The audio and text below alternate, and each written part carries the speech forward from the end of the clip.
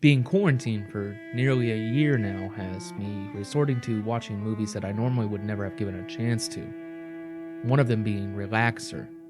Relaxer is a weird movie. Do we have any popsicles?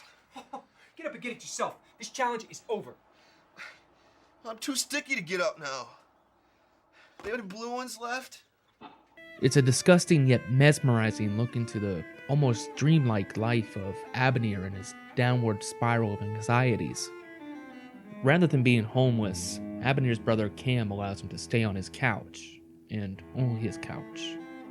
Abner is a prisoner to Cam, and all kinds of torture that he puts him through in what they call challenges, most of which involve Abner doing some grotesque things such as drinking rotten milk. The main plot of this movie is centered around one of these challenges. After failing his most recent milk challenge, Cam challenges Abner to one last ultimate challenge. Abner has until Y2K to get to level 256 of Pac-Man.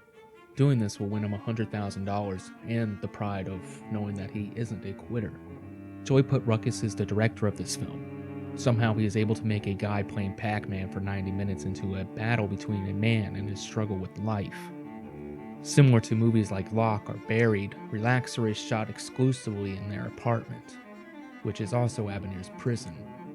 We do get a taste of the outside world through a cast of characters who visit Abner during his quest, my favorite of which being Dallas, who provides a bit of comedy into the otherwise dark life of Abby.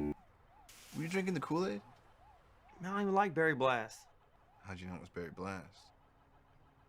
I wasn't wheezing your juice, dude. Stop giving me that accusatory look.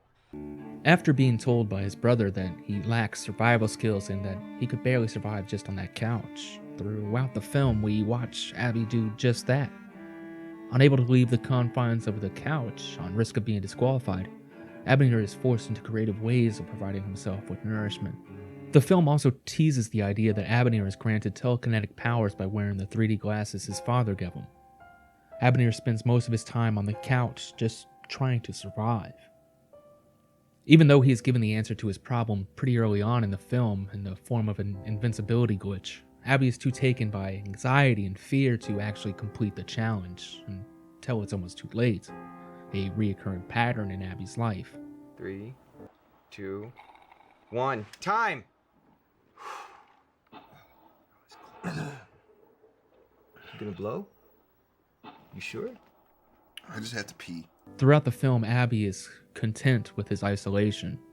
Besides a glimpse of a Nintendo Power magazine, he is completely shut out from any sort of news from the outside world. Eventually, he even begins to lose track of time, not knowing if it's been days, weeks, or just hours that he's been sitting there. By the end of the movie, we see Abby was able to adapt and survive for some time on his couch, using nothing but the few items by his side, which makes you wonder why he would put himself through such rigorous torture by the hands of his brother for so long. It seems like he would have probably managed just fine on the streets, just still with his freedom. As someone who suffers from anxiety, I can relate to Abby quite a bit. I too am often a prisoner to my own fears and insecurities. We can find ourselves getting stuck in a loop much like Abner does pretty easily. I'd much rather never leave my couch than facing the challenges of the outside world. The devil we know is much better than the devil we don't. Relaxer is a twisted dark comedy with a gross fantasy element mixed in. This certainly isn't for everyone. You'll definitely know if you're on the same wavelength within the first couple minutes. You can almost smell the foul odor coming out of your TV screen. Joshua Birch does a great job in keeping you intrigued despite the gross situations going on around him. Just do yourself a favor and don't watch it with your Tinder date. Sorry again, Lanisha. Just fucking show me the money, dude. Look. You fucking seen Jerry Maguire? You know what I'm talking about? No. Show me the money. Fucking Thomas Cruise style. You should see it.